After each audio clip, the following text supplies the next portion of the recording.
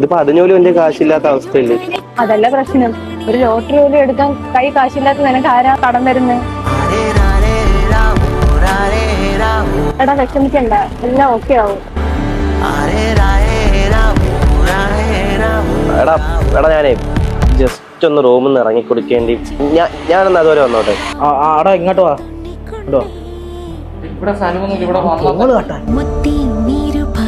ഇവിടെ വന്നിരിക്കുന്ന ഞാൻ റൂമിൽ പോയിരുന്നു.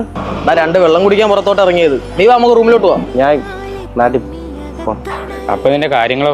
അതൊക്കെ വിൽക്കുക. അപ്പൊ സിനിമയിലോട്ട് എങ്ങനെ ട്രൈ ചെയ്യും? ഇല്ലടാ. എടാ പിന്നെ നിങ്ങൾ എനിക്ക് രണ്ട് ഹെൽപ്പ് ചെയ്യണം. എനിക്ക് വണ്ടിക്കൂലിക്കുള്ള കാശ് തരണം. ഞാൻ ഇങ്ങോട്ട് നടന്നിട്ടാണ് വന്നത്. ഞാൻ രാവിലെ തൊട്ട് ഈ നേരം വരെ ഒന്നും കഴിച്ചിട്ടില്ല.